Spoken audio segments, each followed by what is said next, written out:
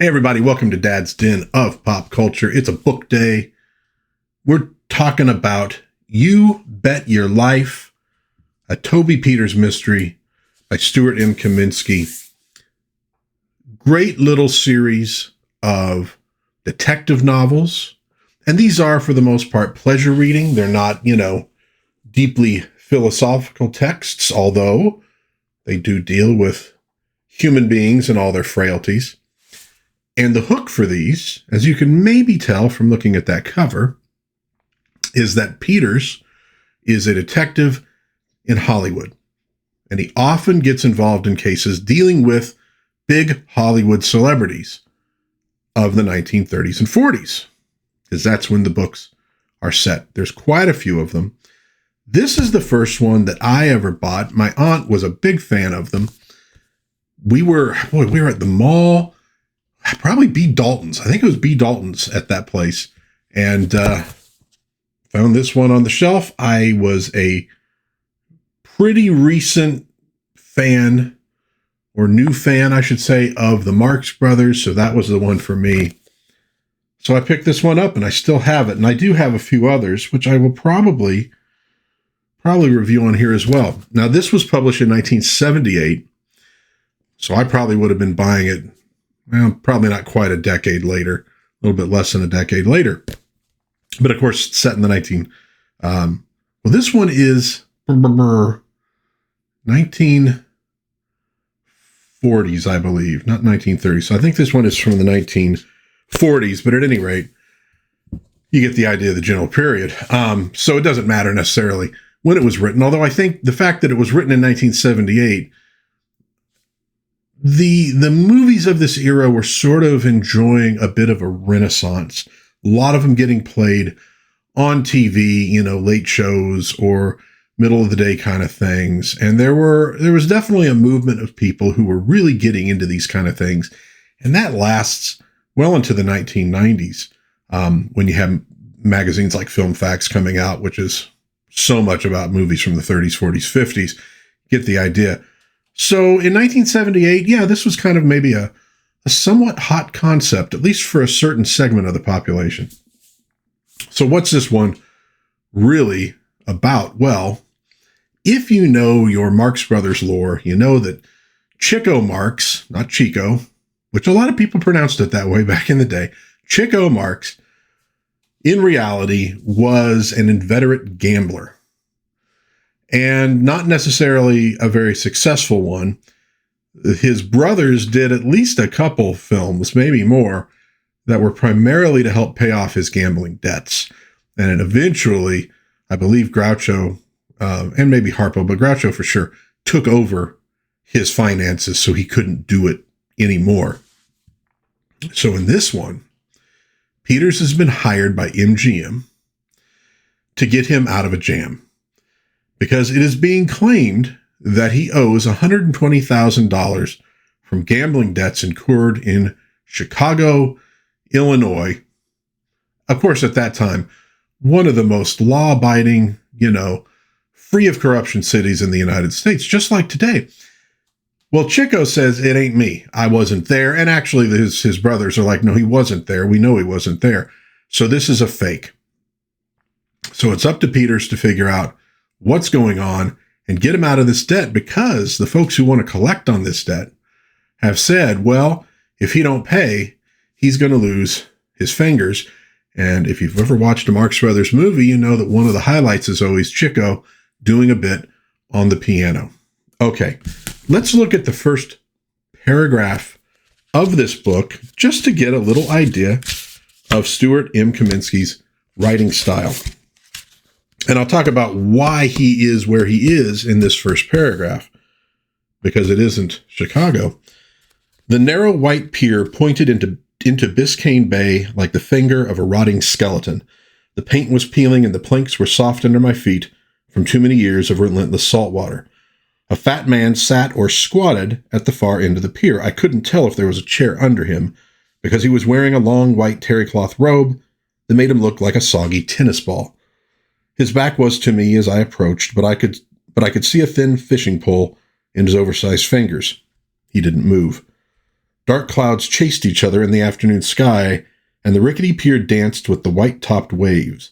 After a minute or two of watching him slowly being eroded by the Atlantic Ocean, I cleared my throat. Now, Biscayne Bay is in Florida. Well, the first person that Toby Peters goes to talk to is Al Capone, recently released from prison, reputedly not all there, and he is living in Florida. And so he goes down to talk to him because he thinks he might know some people in Chicago he can get contacts with who know the mob and from whom he could maybe start getting some clues as to what's going on. Along the way, he's battling the mob. There are people trying to kill him. He has a horrible cold in Chicago at this point, of the time of the year is super cold, really rainy, snowy, etc.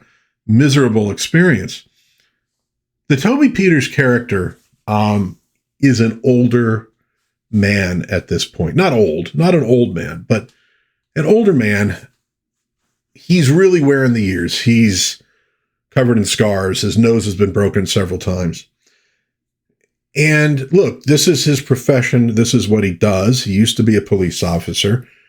He left the force. His brother, a police officer, has never forgiven him for that and maybe other things as well. So he has bad relations with what family he has left. So there is a bit of a melancholy to the character. He's also funny. He's a wise ass. Cracks a lot of jokes, sometimes to the wrong people. And they're compelling reads. They're enjoyable reads. It is pleasure reading material. It's a mystery. He's tracking down clues. He's getting into fights. He's getting shot at. He is, in this one in particular, doesn't only run into the Marx brothers and Al Capone and maybe some other famous gangsters in Chicago, has another surprise guest. And that's one of the elements that Peters puts into these is celebrity appearances. I won't talk about who he meets in this one, so you could go read the book and find out. But you do get a bit of that too. So there's action, there's some comedy, but there's also some pathos. He has an encounter with a woman in this one that, sadly is about as meaningful as any relationship as he could manage at this point in his life. And so there's that sort of pathetic, sorrowful element to the character, but it's not overwhelming. This is a guy who survived. He's still tromping on, still doing his best. And hey, you got to live, right? So these are fun books, and they are mysteries. It's not, where you know who the bad guy is and you watch him track him down. No, you don't know who the bad guy is. You got to figure it out yourself. The clues are in there if you could put them together. Very enjoyable reads. I highly suggest You Bet Your Life.